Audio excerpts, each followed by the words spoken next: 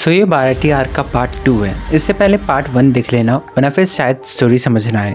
तो last episode में हम देखते हैं कि जॉनी और योसाकू बताते हैं कि नामी जो है शिप को लेके जा चुकी है। तो इससे लूफी और जोरो सब लोग हैरान होते हैं एंड लूफी ऑर्डर देता है उसोप और जोरो को कि वो नामी के पीछे जाए। जोरो कहता है ऐसी लड़की की हमें बिल्कुल जरूरत नहीं जो बार बार भाग जाए। लूफी कहता है नहीं, मुझे वही चाहिए अपने नेविगेटर के रूप। जोरो एंड लूफी एक दूसरे को देख रहे होते हैं, पर एंड में जोरो हार मान लेता है एंड लूफी की बात मानने को तैयार हो जाता है। सोचता है कि कितना हाई मेंटेनेंस कैप्टन है। फिर हम देखते हैं सामने से मीहॉक, जिसकी लास्ट एपिसोड में बात की थी, वो आ रहा होता है एंड इसी को देख के जोरो के पसीने स्टार्ट हो जाते हैं। उस टाइम पे सब लोग ये बात कर रहे होते हैं कि यही आदमी है जिसने 50 के 50 कुछ शिप को एक ही बार में ख़त्म कर दिया। हमारे चीफ बताते हैं कि यही है हॉक आई मीहॉक। फिर कैमरा शिफ्ट होता है मीहॉक पे एंड जब से उसकी टोपी हटती है उसकी आंखें लाइक बिल्कुल बाज की तरह थी, येलो सी। एंड फिर हम देखते हैं जोरो बिल्कुल एक्साइटेड था और कहता है इसी आदमी को मैं जीवन भर ढूंढ रहा था और इसी से के साथ लड़के मेरा प्रॉमिस पूरा होगा। जोरो अपनी दोस्त क्वीना के साथ किया हुआ प्रॉमिस याद कर रहा था। वहाँ से डॉन क्रीक का एक पायरेट उठता है और कहता है कि तू हमारा पीछा करते करते यहाँ तक आ गया। एंड फिर वो अपने बंदूक से एक गोली मार देता है। फिर मीहॉक जो है अपना स्वॉर्ड निकालता है, उसको बड़े आराम से पूरे गोली को एक तरह से डायरेक्शन चेंज कर देता है और उसको छूता तक नहीं। जोरो मीहॉक की पावर्स को देख के बिल्कुल एक्साइटेड हो रहा था, मतलब डर भी रहा था थोड़ा सा। और वो सामने आता है और कहता है कि मैं समुद्र में आया था ताकि मैं तुमसे लड़ सकूं, ताकि मैं तुमको हरा के सबसे काबिल तलवारबाज बन पाऊँ। मीहॉक बस उससे पूछता है कि तुम्हारा गोल क्या है। फिर जोरो कहता है कि मेरा गोल है सबसे ज़्यादा स्ट्रांग बनना। मीहॉक जोरो की बात पे हंसता है एंड फिर जोरो अपनी तलवारों को बाहर निकाल के उसको चैलेंज करता है कि तुम मेरे साथ लड़ो। मीहॉक पे कहता है कितना पागल बनती है मेरे साथ लड़ना, तुम कमज़ोर हो और अगर तुम में थोड़ी सी भी अकल होती तो तुम समझ पाते कि हम दोनों के बीच का लेवल कितना अलग है। ये तुम्हारी हिम्मत है या तुम भी मुझे कमज़ोर समझ रहे हो जिसकी वजह से तुम अपनी तलवार मेरी तरफ करती है। जोरो कहता है ये मेरा लक्ष्य है, मेरा सपना है तुमको हराना, और हाँ ताकि मैं उस प्रॉमिस को निभा सकूं जो मैंने अपनी एक प्यारी दोस्त के साथ किया था। इस टाइम पे सब लोग सोच रहे होते कि हॉक आई मीहॉक और पायरेट हंटर जोरो, उन दोनों के बीच की लड़ाई कितनी भयानक होने वाली है। मीहॉक अपने पास से सबसे छोटी तलवार निकालता है। जोरो को समझ नहीं आता और पूछता है इसका क्या मतलब है। कहता है तेरे लिए तो यही काफ़ी है। तलवारबाज के रूप में अपना नाम बना रखा है यहाँ पे, लेकिन ईस्ट ब्लू बाकी सभी सी में से सबसे कमज़ोर एरिया है। मीहॉक कहता है तेरे लिए बहुत बुरी बात है, इससे ज़्यादा छोटी मैंने तलवार नहीं रखी। जोरो कहता है ठीक है फिर रो ना मत अगर मैंने तुम्हें मार दिया तो। मीहॉक भी कहता है कुएं के मेंढक को पूरी दुनिया के बारे में क्या ही पता होगा। जोरो अपना स्पेशल मूव ओनी के लिए यूज़ करता है, लेकिन मीहॉक ने सिर्फ उस छोटी सी तलवार से पूरा अटैक रोक दिया। वो ऐसा अटैक था जिसको जोरो ने कभी मिस नहीं किया था। जोरो अपनी पूरी ताकत के साथ हमला कर रहा था, लेकिन मीहॉक उसे बच्चों की तरह ट्रीट कर रहा था। अपनी छोटी सी चाकू से उसको सारे अटैक रोकता जा रहा था, यहाँ तक कि जोरो को भी समझ नहीं आता कि ये कैसे हो रहा है। दिमाग में बस यही चल रहा था कि वो क्वीना से किया वादा नहीं तोड़ सकता। एंड फिर वो खुद सोच रहा था कि ऐसे मतलब हार क्यों रहा हूँ मैं इससे, इतना स्ट्रांग है क्या मुझसे, क्या इतना फ़र्क है क्या उसमें और मुझ में। एंड फिर हम देखते मीहॉक सामने था एंड फिर जोरो जो होता है वो उस पर अटैक करने जा रहा था, लेकिन वो इतना थक चुका था कि वो अटैक करने से पहले ज़मीन पर गिर जाता है। मीहॉक उससे पूछता है तुम्हारे कंधे पे किस चीज़ का बोझ है, अगर तूने इतनी शक्ति पाली तो तू करेगा क्या। जोरो कहता है बस मैं हार नहीं सकता, और वो अपनी तलवार को एक पोजीशन में लगाता है एंड अपना स्पेशल अटैक टाइगर वो यूज़ करता है, लेकिन मीहॉक उसको अपनी चाकू से उसके दिल की तरफ मार देता है। एंड ये सीन बहुत ज़्यादा दर्दनाक था। जोरो फिर भी पीछे नहीं हटता, तो मीहॉक पूछता है ऐसा क्यों कर रहे हो, तुमको मरने से डर नहीं लगता क्या। जोरो कहता है कि मुझे नहीं पता, पर क्यों, अगर मैं एक कदम भी पीछे रखा तो मेरे लिए इम्पॉर्टेंट चीज़ें जैसे वादे, प्रतिज्ञा, सब चीज़ें एक पल में चकनाचूर हो जाएंगी। मीहॉक कहता है अगर तुम मर गए तब भी। जोरो कहता है मैं मरना पसंद करूँगा। मीहॉक भी सोच रहा था ये कैसा बंदा है, मतलब इसके लिए हारना मौत से ज़्यादा बड़ा है। मीहॉक उससे उसका नाम पूछता है एंड फिर जोरो अपनी तलवार को जोड़े हुए बोलता है मेरा नाम है रोनोनोआ जोरो। मीहॉक भी कहता है आज तक मैंने तुम्हारे जैसा बंदा नहीं देखा, लेकिन क्योंकि मैं एक स्वॉर्ड्समैन हूँ मेरा ये कर्तव्य बनता है कि मैं तुम्हें समुद्र में डुबा दूँ। अब मीहॉक और जोरो दोनों अपने लास्ट अटैक को करने के लिए तैयार थे। जोरो अपनी तलवार को घुमाता है एंड मीहॉक भी अपनी तलवार को रेडी रखता है। दोनों एक दूसरी तरफ अटैक करने जाते हैं एंड बूम, हम देखते हैं जोरो को बहुत ज़्यादा खून निकल रहा होता है एंड उसकी सारी तलवारें टूट जाती हैं एक को छोड़ के। जोरो कहता है मैंने कभी नहीं सोचा था कि मैं तुमसे हारूंगा। मीहॉक के सामने खड़ा हो जाता है और कहता है तलवारबाज के पीठ पे खरोच भी उसके लिए शर्म की बात है। मीहॉक भी उसकी छाती पे अटैक करता है एंड फिर हम देखते हैं कि जोरो के पूरा खून निकलने लगता है। मारते मारते मीहॉक कहता है कि यंग मैन इतने ज़्यादा जोश में मत जियो, और फिर हम देखते हैं ज़ोरो समुद्र में गिर जाता है। लूफी ये सब देख के बहुत गुस्सा होता है एंड वो अपने हाथ को फैला के मिहोक की तरफ जाने लगता है। थोड़ा सा साइड हटता है तो लूफी का सर एकदम लकड़ी के अंदर जाके फंस जाता है एंड फिर पूछता है कि क्या तुम उसी के साथी हो। मिहोक कहता है मैंने उसे मारा नहीं है, चिंता मत करो। फिर हम देखते हैं ज़ोरो को यासुको एंड जॉनी उठा रहे होते हैं। मिहोक ज़ोरो से बोलता है ये बहुत जल्दी है तुम्हारे मरने के लिए, मेरा नाम है ड्रैकुला मिहोक, तुम पहले खुद के बारे में जानो, दुनिया के बारे में जानो और ताकतवर बनो, चाहे कितने ही साल क्यों ना लग जाए। मैं दुनिया के सबसे स्ट्रांग होने का टाइटल तुम्हारे लिए बचा के रखूंगा। मेरी तलवार से बेहतर तलवार बनो, मुझसे आगे बढ़ने की कोशिश करो। रोनोरोआ ज़ोरो जो इतना स्ट्रांग बनता है ज़ोरो को ऐसी ऐसी बातें कर रहा है। मिहोक लूफी से पूछता है कि तुम्हारा क्या गोल। लूफी बिना झिझक के कहता है कि मैं किंग ऑफ पायरेट्स बन के दिखाऊंगा। मिहोक कहता है ये तो मुझसे बेहतर बनने से भी ज़्यादा मुश्किल काम है। लूफी कहता है जब तक मैं ट्राई नहीं करता मुझे पता कैसे चलेगा, तुम शांत रहो। और अपनी तलवार को आसमान में उठा के बोलता है लूफी क्या तुम मुझे सुन सकते हो, तुम्हें चिंता में डाल दिया था ना, तुमको तो दुनिया के सबसे बेहतरीन तलवारबाज चाहिए ना। मैं आज के बाद कभी नहीं हारूंगा जब तक मैं इस आदमी को हरा नहीं देता और दुनिया का सबसे काबिल तलवारबाज नहीं बन जाता। मैं हारने से मना करता हूँ, तुम्हें इससे कुछ प्रॉब्लम है क्या किंग ऑफ पायरेट्स। लूफी भी स्माइल करते हुए बोलता है ना मुझे कुछ प्रॉब्लम नहीं है। मिहोक कहता है तुम्हारी टीम बहुत बढ़िया है और मैं तुमसे दोबारा मिलना चाहूँगा। अब पीछे से डॉन क्रीक आके पूछता है कि तुम मेरी जान ले लाए थे ना, है मिहोक। लेकिन मिहोक कहता है मेरे पास अब टाइम नहीं है, मैंने बहुत चीज़ देख ली। लेकिन डॉन क्रीक फिर भी उस पर अटैक करने लगता है अपने बंदूकों से, लेकिन मिहोक बड़े आराम से वहाँ से निकल जाता है। लूफी अब देख रहा होता है कि कितना कूल है वो सब को कहता है कि जाओ नामी के पीछे जाओ। वो सब भी कहता है ठीक है ज़ोरो और मैं आराम से नामी को ले आएंगे। एंड फिर हम देखते हैं डॉन क्रीक के पायरेट्स बहुत ज़्यादा हंस रहे होते हैं। लूफी अपने चीफ के साथ डील करता है कि अगर उसने डॉन क्रीक पायरेट्स को हरा दिया या भगा दिया वहाँ से तो वो पूरे साल की मेहनत साल का पूरा सजा कम हो जाएगा। वो भी कहता है ठीक है, वैसे भी तुम यहाँ पे बहुत ज़्यादा परेशानी ही थे। चीफ कहते कि तुमने कहा था कि तुम किंग ऑफ पायरेट्स बनने वाले हो, सीरियस हो क्या। और लूफी कहता बिना झिझक के हाँ मैं सीरियस हूँ। डॉन क्रीक कहता है हो सकता है कि जो मिहोक के पास पावर था वो उसकी वजह से हो, डेविल फ्रूट की वजह से, क्योंकि ग्रैंड लाइन ऐसे ही लोगों से भरी पड़ी है। यहाँ तक कि स्ट्रॉ हेड पायरेट्स यानी लूफी वो भी उन सब के सामने कुछ नहीं होगा। लेकिन रेडफुट ज़ेफ ने वहाँ 1 साल बिताया है, वो पक्का उसके अंदर कुछ तो बात रही होगी जो उसने ऐसे ताकतवर लोगों के सामने 1 साल बिताया है। सभी कुक लोग कह रहे थे कि ये शिप हमारा है, हम कुक्स का है। और फिर सांजी कहता है इसका क्या हुआ, अब तो बैटलफील्ड बन ही चुका है। सांजी के दिमाग में उसके लाइफ का कुछ फ्लैशबैक आ रहा होता है, कैसे वहाँ पे बाढ़ आई थी और वो बह गया था। सांजी कहते हैं कि तुम यहाँ पे फिन्स को ओपन करो। सभी चौंके हुए होते हैं, लेकिन अगर हम ऐसा नहीं करते तो हमारा रेस्टोरेंट पूरा ख़त्म हो सकता है। डॉन क्रीक के सभी पायरेट्स तैयार थे अटैक करने के लिए, वो अटैक करते हैं। लूफी भी अपने हाथ को स्ट्रेच करके उनकी तरफ भागता है, उड़ता है मतलब, और उसको सभी को ढेर कर देता है वहीं पे। एंड फिर डॉन क्रीक कहते हैं मुझे इतना तो पता है जिसने डेविल फ्रूट खाया है वो समुद्र के सामने कुछ नहीं है। एंड फिर हम देखते हैं कि एक शेफ अपने मशीन को चलाता है और कहते हैं फिन्स आर ओपनिंग, मतलब फिन्स खुल रहे हैं। एंड फिर हम देखते हैं शिप का जो नीचे का ग्रीन पार्ट वो खुलने लगता है। एंड फिर हम देखते पूरा शिप जो है ना उसके चारों तरफ एक और एरिया बन जाता है जहाँ पे शायद वो लोग लड़ सकते हैं।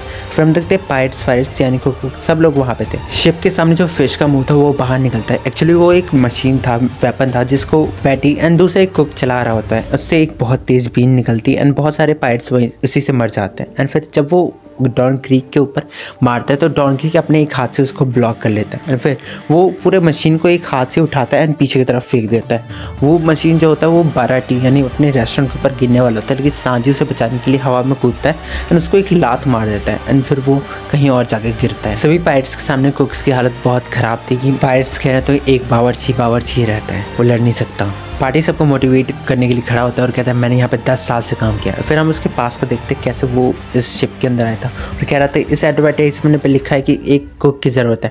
ज़ेफ कहता है हाँ मुझे ज़रूरत है, चाहे कोई भी हो, कितना भी भूखा हो, जब तक उसकी भूख मिट नहीं जाती उसको खिलाना है, क्या तुम कर सकते हो। तो दोनों हाँ कहते हैं और फिर अपना ज़ेफ उनको ट्रेनिंग देने लगता है। बैक इन प्रेजेंट वो कहता है कि इस रेस्टोरेंट से बढ़िया कोई जगह नहीं है एंड फिर वो सभी को मारने लगता है पार्टी अपना। फिर हम देखते हैं सामने से कोई एक बंदा आ रहा होता है एक टर्टल की तरह। जब वो चढ़ता है तो फिर हम ऐसे अजीब से बंदे को देखते हैं जिसकी पूरी बॉडी शील्ड से भरी हुई, मतलब सांजी और चीफ का रिएक्शन देखो उसको देख के। फिर हम देखते हैं सांजी का बैक इन एक्शन आ जाता है एंड सबको लात मारने लगता है। फिर हम देखते हैं वो सभी बंदे उस शील्ड वाले बंदे पे गिरते हैं। उस शील्ड वाले का नाम है पर्ल सांग। और भी लोग सांजी पे अटैक करने आ रहे थे तो सांजी वहाँ से जाता है एंड फिर वो ज़मीन पे अपने हाथ रख के स्पिन करने लगता है एंड उसके पैर सभी 5 के 5 लोगों को पड़ते हैं एंड फिर वो सभी लाइक उड़ जाते हैं वहाँ से। पॉल्सन कहता है कि मैं एक ऐसा आदमी जिसको कोई छू नहीं सकता, मैंने 61 बैटल्स बिना किसी हथियार के जीती है। दूसरी जगह में देखते हैं कि डॉन क्रीक लूफी को मार रहा होता है एंड इसी अटैक से लूफी उड़ जाता है एंड लूफी उड़ते उड़ते मालूम है कहाँ पे गिरता है? वो गिरता है उसी पॉल्सन के सर पे एंड फिर पॉल्सन की नाक से खून निकलने लगता है। अब इसी टाइम पे सब लोग इतना डर रहे थे, पता नहीं क्या होने वाला है, लाइक हमें खुद समझ नहीं आता। पॉल्सन की नाक से सब लोग पॉल्सन को समझा रहे थे कि कुछ नहीं हुआ कुछ नहीं हुआ। फिर हम देखते हैं पॉल्सन की चारों तरफ से आग निकलने लगती है। सब लोग सोचते भाई मतलब पागल हो गया, पूरे शिप पे चारों तरफ आग लग जाती है। एंड फिर हम देखते हैं सांजी को बहुत ज़्यादा गुस्सा आ रहा होता है इस बात पे एंड वो पॉल्सन की तरफ जंप करता है एंड उस पर एक ज़ोरदार से किक मारता है, लेकिन इससे पॉल्सन को कुछ नहीं होता। लेकिन वो अपने शरीर से बहुत सारी बॉल्स को निकालता है जिसमें आग लगी हुई थी। वो अपने रेस्टोरेंट की तरफ आ रहे थे और जैफ खड़ा था वहाँ पे और जैफ अपने पैर को घुमाता है एंड सभी आग वाली बॉल्स लाइक नॉर्मल हो जाती है, सभी की आग बुझ जाती है। डॉन क्रीक के हाथ में जो हथियार था उसको घुमा घुमा के वो मारने वाला तो सांजी पे, लेकिन उसको सांजी को बचाने के लिए बीच में आ जाता है लूफी, जिससे उसको कुछ होता है तो नहीं है लेकिन वो उसको पुश बैक कर देता है। वो कांटेदार हथियार एक शिप के एक पार्ट पे लगता है एंड फिर वो डंडी जो होती है वो गिरने लगती है एंड वो मालूम है कहाँ पे गिरती है? पॉल्सन के सर पे। एंड फिर पॉल्सन का शक्ल लाइक देखने लायक था, उसका पूरा लाइक समझ रहे हो ना। तभी पीछे से आवाज़ आती है, ये लड़ाई ख़त्म होती है। एंड फिर हम देखते हैं गिन जो है अपने पैरों को जैफ के ऊपर रखा हुआ था और हाथ में बंदूक था एंड उसके ऊपर पॉइंट आउट किया हुआ था और सांजी से कहता है अगर तुम्हें इसको बचाना है तो इस शिप को छोड़ के चले जाओ। सांजी कहता है इस शिप को छोड़ के चले जाऊँ? बिल्कुल नहीं। एंड वो गिन के सामने खड़ा हो जाता है। वो कहता है गिन बंदूक मेरी तरफ कर लो। पीछे से आवाज़ आती है अगर तुमको इतनी प्यार से मारना है तो मैं मारता हूँ ना। और फिर हम देखते हैं पॉल्सन वहाँ पे खड़ा हो जाता है और फिर वो सांजी को बहुत तेज़ अपने आर्मर से मारता है। और फिर हम देखते हैं सांजी दूर जाके गिरता है। गिन को समझ नहीं आ रहा होता कि आखिर ये एक शिप के लिए अपनी जान को क्यों कुर्बान करना चाहता है। सांजी कहता है क्योंकि ये रेस्टोरेंट इस खड़ूस आदमी का ट्रेजर है, मैंने चीफ से हर चीज़ ले ली, उसके सपने, उसके जीने का मकसद, हर चीज़ मैंने छीन लिया और इसीलिए मैं इनसे कुछ और नहीं छीनना चाहता। एंड फिर हम देखते हैं पीछे से पॉल्सन आता है उनके और सांजी के सर पे दोनों साइड से मारता है। सांजी के मुंह से और नाक से लाइक खून ही खून था। फिर हम पास में देखते हैं सांजी के कि वो एक शिप में था एंड फिर वो वहाँ पे खाना बनाता था। सांजी अपने सपने यानी ऑल ब्लू को सबके सामने रखते हैं एंड सब लोग उसका मजाक उड़ाते हैं एंड पूछते हैं ऑल ब्लू क्या है। ऑल ब्लू है लाइक ऑल ब्लू एक ऐसी जगह है जहाँ पे चारों समुद्र मिलते हैं एंड वहाँ पे अलग अलग प्रजाति की फिश पाई जाती है एंड वहाँ पे लाइक हर चीज़ है। लोग कहते हैं कि वो सच नहीं है लेकिन सांजी का ड्रीम ही है उसको ढूंढना। तभी उस शिप पे पायरेट्स का अटैक हो जाता है। वो किसी और पायरेट्स का नहीं था, वो अपने ही चीफ के पायरेट्स था, रेडफुट जैफ का शिप था, जहाँ पे हम देखते हैं अपने जैफ को उसके नौजवानी के दिनों में। फिर हम देखते हैं कि उसने सभी अपने पायरेट्स को ऑर्डर दिया था सबको लूटने के लिए। जैफ के पायरेट ने सांजी के पायरेट में से सभी लोगों के सामान लूट लिए एंड फिर जब सांजी सामने आता है और कहते हैं कि मैं तुम्हें ऐसा नहीं करने दूंगा एंड तुम्हारे जैसे से मैं नहीं मरने वाला, तुम्हारे मारने से पहले मैं ही तुम्हें मार दूंगा। फिर हम देखते पीछे से जैफ आता है एंड उसको लात मार के दूर फेंक देता है एंड फिर सांजी रेंगता रेंगता उसके पैरों के पास आता है और रोते रोते कहते हैं मैं एक दिन ऑल ब्लू को ढूंढ के रहूंगा। उस टाइम सभी लोगों के सामने शांति थी एंड अचानक से सब लोग हंसने लगते हैं क्योंकि सबको लगता था कि ऑल ब्लू जैसी कोई जगह एग्जिस्ट नहीं करती। उस टाइम समुद्र में बहुत तेज तूफान आया होता है एंड वहीं से पानी आता है एंड अपने सांजी को उड़ा के लेके चला जाता है। तभी हम देखते हैं अपना कैप्टन जैफ सांजी को बचाने के लिए अपने शिप से कूद जाता है एंड फिर तैरते तैरते उसके पास जाता है। देखते सांजी डूब रहा होता है। जैफ का पैर एक जगह पे फंस चुका था एंड फिर उसने सामने पड़े एक लोहे की चीज़ को पकड़ा एंड अपने पैरों की तरफ घुमा दिया एंड फिर जैसे ही वो चेन खींचा एंड उसके पैर कट गए और फिर वो तैरते तैरते सांजी को गया बचाने एंड फिर लाइक सीन पूरा शिफ्ट हो जाता है एक जगह पे, एक टापू पे जहाँ पे सांजी अभी जगह था एंड फिर वहाँ पे देखते जैफ पे ऑलरेडी बैठा हुआ था। उस टाइम तक जैफ के सभी पायरेट्स मर चुके थे क्योंकि उस तूफान की वजह। जैफ ये भी कहता कि इस टापू पे कोई जानवर कोई भी फल फूल कुछ नहीं है, भले ही नीचे मछलियाँ होंगी लेकिन अगर एक बार नीचे गए तो ऊपर आना बहुत मुश्किल है। सांजी भी कहता है ये सब तुम्हारी गलती है, मैं तुम्हें मार के रहूँगा। जैफ भी कहता है चल कंप्लेन करता रहे, हम बस उम्मीद कर सकते कि कोई हमें बचाने आएगा और अगर कोई नहीं आया तो एक दिन हम स्केलेटन बन जाएंगे। सांजी का लाइक स्केलेटन रूप देखो। जैफ ने बड़ी मुश्किल से इतना खाना बचा के रखा हुआ था एंड फिर वो कहता है कि लगभग 5 दिन तक काम चल जाएगा इससे। वो सांजी को एक बैग दे देता है लेकिन सांजी कंप्लेन करता है कि क्या वो बड़ा वाला तुम्हारा है, उतना ज़्यादा खाना तुम खाओगे? जैफ कहते हैं हाँ क्योंकि मैं तुमसे बहुत बड़ा आदमी हूँ, मेरा पेट बहुत ज़्यादा बड़ा है तुमसे, और बच्चे तुझे मेरा शुक्रगुजार होना चाहिए कि मैं अपने में से खाना दे रहा हूँ तुझे, मुझसे दया की उम्मीद बिल्कुल मत रखियो। जैफ सांजी को ऑर्डर देता है कि अगर कोई शिप आए तभी मेरे पास आना, वरना फिर अगर तुम मेरे पास आए और बात किया हमने तो इससे हमारी एनर्जी ख़त्म होगी, इसलिए तब तक मेरे पास बिल्कुल मत आना। सांजी अपनी पोटली को खोलता है और उसके सामने बहुत ज़्यादा खाना होता है और वो कहता है कि हाँ, अगर मैं इसको और डिवाइड करूँ तो मैं 20 दिन तक काम चला सकता हूँ और तब तक तो कोई शिप आ ही जाएगी, मैं बच जाऊँगा। फिर हम देखते रात हुआ, सांजी ने एक मार्क लगाया कि आज के दिन कुछ नहीं आया। फिर हम देखते कि दिन बहुत ज़्यादा बीत चुके हैं। आखिरी दिन सांजी अपने हाथ में एक बहुत गंदा सा ब्रेड खा रहा होता है। ये आखिरी ब्रेड का पीस था। सांजी बहुत रो रहा था, मतलब उसकी हालत बहुत ख़राब थी। एंड देखते हैं वो आखिरी ब्रेड वो भी पानी में गिर जाता है। एंड फिर हम देखते हैं सांजी का हाल बिल्कुल ख़राब था। दिन बीतते जा रहे थे लेकिन शिप आ ही नहीं रही थी। उसको कोई मदद की उम्मीद भी नहीं मिली, लेकिन उसने उम्मीद नहीं छोड़ी थी। एंड में हम देखते हैं कि सांजी की हालत बहुत ख़राब हो चुकी है, पूरा मतलब सूख चुका है वो। फिर वो सोचता है कि वहाँ पे बुढ़ा आदमी क्या कर रहा होगा, कहीं वो मर तो नहीं गया ना। तो फिर सांजी रेंगते बड़ी मुश्किल से वो उसकी तरफ जाने लगता है। फिर हम देखते हैं सांजी चौंका हुआ था क्योंकि ज़ैफ अभी भी जिंदा था। एंड फिर जब उसकी नज़र और ज़्यादा आगे जाती है और वो देखते कि खाना अभी भी पड़ा हुआ है, तो फिर वो अपने हाथ में चाकू लिए उसको मारने जाता है कि अगर उसको मारते तो खाना उसका हो जाएगा। धीरे धीरे हो जाता है। ज़ैफ को पता चल जाता है कि पीछे से सांजी आ रहे हैं। एंड वो पूछता है क्या चाहिए तुम्हें।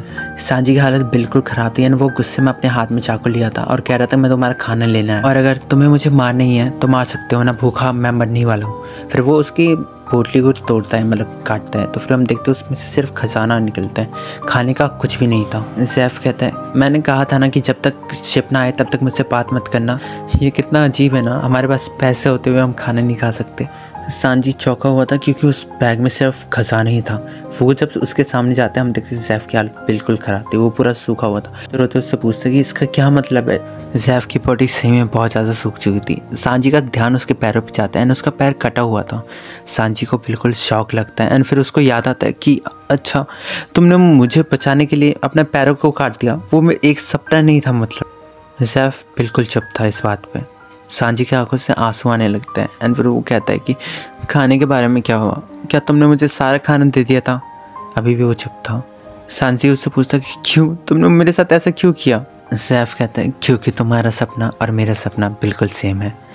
सांजी कहता है ऑल ब्लू। ज़ैफ कहता है जब टाइम आएगा तो ग्रैंड लाइन की तरफ जाना, वहाँ पे तुम्हें ऑल ब्लू सही में मिलेगा। इतना कहने के बाद ज़ैफ ज़मीन पर गिर जाता है। सांजी रो रहा होता है कि प्लीज़ मरो मत, तुम ऐसा नहीं कर सकते। ज़ैफ सोच रहा होता कि कितने लोग इसी समुद्र के बीच में मर गए क्योंकि उनके पास खाना नहीं था। जब मैं कभी भी ऐसी भूख को एक्सपीरियंस करता था मैं हमेशा सोचता था कि काश बीच में एक रेस्टोरेंट हो। यही मेरा आखिरी विश है। अगर मैं यहाँ से बच के निकल पाया तो मैं इस जगह पे रेस्टोरेंट खोलूँगा। यही मेरे जीवन का आखिरी मकसद है। फिर हम देखते हैं कि सांजी रो रहा होता है कि ठीक है, मैं तुम्हारी मदद करूँगा, तो प्लीज़ मरो मत, मैं ताकतवर बनूँगा, तो प्लीज़ मरो मत। सांजी सही में रो रहा था उस टाइम पे। एंड फिर वो देखता है कि सामने से एक शिप आ रही है। सांजी की आंखों में बिल्कुल आंसू था एंड फिर वो चिल्लाता है। सांजी रोते रोते उससे मदद मांगते हैं शिप से कि ओह प्लीज़ हमारी मदद करो। अच्छा चलो एक बात बताता हूँ, मालूम है मांगा में ऐसा कुछ नहीं है। मांगा में ज़ैफ के पास अपने पैर थे, लेकिन उसने अपने पैर को काटा ताकि वो भूख को सरवाइव करे एंड फिर उसने अपने पैर को ही खा लिया था। एनीमे में ये सब नहीं दिखाया गया क्योंकि कुछ ज़्यादा ही डार्क हो गया था। Now back in present Sanji अपने ज़मीन पर गिरा हुआ है एंड फिर वो बोल रहा था कि इस आदमी ने मेरे लिए अपना पैर कुर्बान कर दिया ताकि मैं जिंदा रह पाऊँ, तो मेरा ये फ़र्ज़ है कि मैं इस रेस्टोरेंट को बचा पाऊँ। पर्लसन कहते हैं मस्त डायलॉग मारा है। फिर लूफ़ी को देखते लूफ़ी को बहुत ज़्यादा गुस्सा आ रहा था। उसने अपने पैर को उठाया एंड फिर बैटल एक्स नाम के मूव से उसने पूरे शिप के आगे के हिस्से को तोड़ दिया। इस मूव को देख के यहाँ तक कि डॉन क्रीक भी फट जाती है लूफ़ी के पावर देख के। हम देखते हैं सामने का पूरा एरिया टूट चुका है।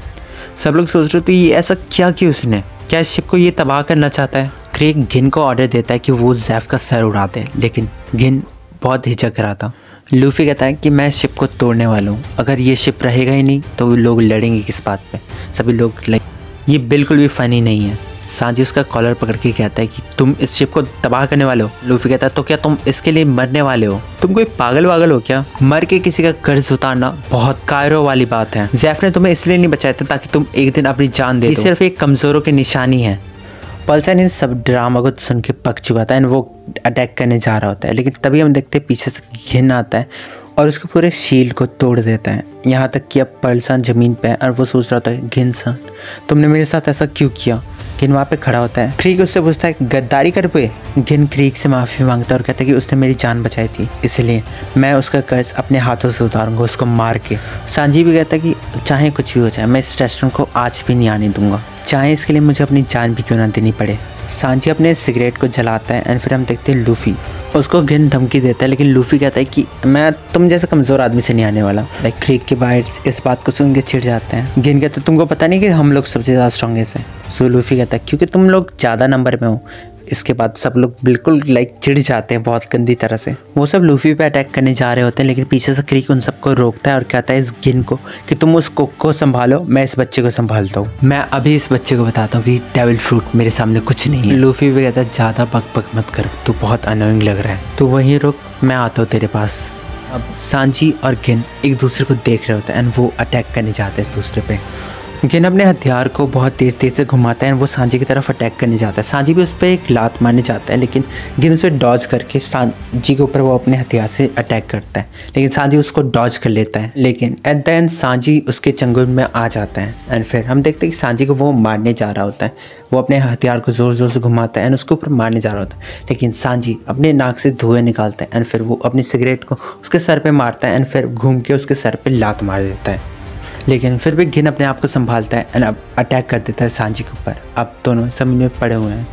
यहीं पे अपना एपिसोड खत्म हो जाता है। आगे सांजी और घिन में से कौन जीतता है। घिन डॉन क्रीक पायरेट्स का एक तरह से कमांडर है और नेक्स्ट पार्ट में हम ये भी देखेंगे लूफी और डॉन क्रीक की फाइट कितनी खतरनाक होने वाली है। चलो फिर मिलते हैं नेक्स्ट वीडियो में, तब तक मेरे क्रू को ज्वाइन कर लो सब्सक्राइब करके, ताकि वन पीस की पूरी जर्नी मेरे साथ देख सको।